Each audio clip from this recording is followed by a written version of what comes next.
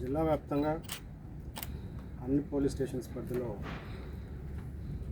చోరీలకు గురవుతున్నటువంటి mobiles సంబంధించి ప్రతి నెల మొబైల్ రికవరీ అండ్ పంపిణీ మేళ ఈ కార్యక్రమాన్ని బాపట్ల జిల్లా పోలీస్ గత 3 నెలలుగా ప్రత్యేకమైనటువంటి టీంని ఐటీ కోర్ టీం అదేవిధంగా పోలీస్ స్టేషన్స్లో సిబ్బందిని కోఆర్డినేట్ చేసుకుంటూ ఈ మొబైల్ రికవరీ అండ్ పంపిణీ మేళ కార్యక్రమాన్ని గత 3 నెలల నుంచి చేపట్టడం జరిగింది.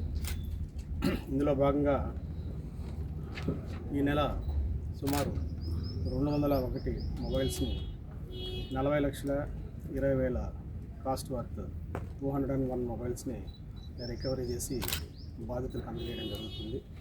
గత 3 నెలల నుంచి సుమారు 806 మొబైల్స్ని జిల్లా వ్యాప్తంగా ఈ థెఫ్ట్కి గురైనటువంటి మొబైల్స్ అదేవిధంగా మిస్సింగ్ మొబైల్స్ని కాస్ట్ వర్త్ 1,70,00,000 గత 3 నెలల్లో 806 మొబైల్స్ కాస్ట్ వర్త్ 1,70,00,000 రికవరీ చేసి బాధితులకు అందించడం జరుగుతుంది.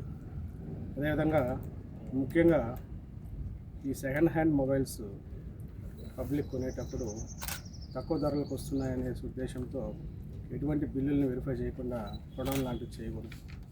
అదేవిధంగా ఎక్కడైనా సరే మొబైల్స్ మిస్ అయితే పబ్లిక్కి దొరికినట్లయితే వాటిని కన్సర్న్ లోకల్ పోలీస్ స్టేషన్కి అందించాలి. సిమిలర్లీ సెకండ్ హ్యాండ్ మొబైల్స్ కొనేటప్పుడు అన్ని బిల్స్ డాక్యుమెంట్స్ వాళ్ళ దగ్గర నుంచి ప్రాపర్గా ఆ ఇన్వాయిసెస్ పర్చేస్ బిల్స్ ఏమన్నా చెక్ చేసి కొనుక్కోవడం లాంటివి, లేదా ఏదైనా షాప్స్లో సెకండ్ హ్యాండ్ మొబైల్స్ కొనేటప్పుడు దానికి సంబంధించినటువంటి డాక్యుమెంట్స్ కూడా వెరిఫై చేసుకొని కొనుక్కోవడం లాంటివి ప్రజలు చేయాలి. ఆ జాగ్రత్తలు తీసుకోవాలి. ఈ కార్యక్రమం కంటిన్యూస్గా కొనసాగుతుంది. జిల్లాలో రాష్ట్రంలో బాపట్ల జిల్లా initially 6 months back around 30% recovery rate ఉన్నటువంటి జిల్లాని ఇప్పుడు 60% రికవరీ ఈ cell phones mobiles missing mobiles ఏవైతే ఉన్నాయో ఈ రికవరీలో జిల్లా 60% వరకు రికవరీ రేట్ ఉంది. రాష్ట్రంలో వన్ ఆఫ్ ది టాప్ 5 డిస్ట్రిక్ట్లో కొనసాగుతుంది. 100% మొబైల్ రికవరీ కార్యక్రమాన్ని మేము టార్గెట్గా పెట్టుకోవడం జరిగింది.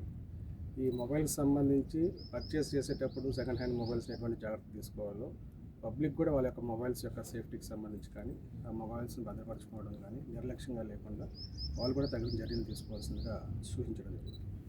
Thank you.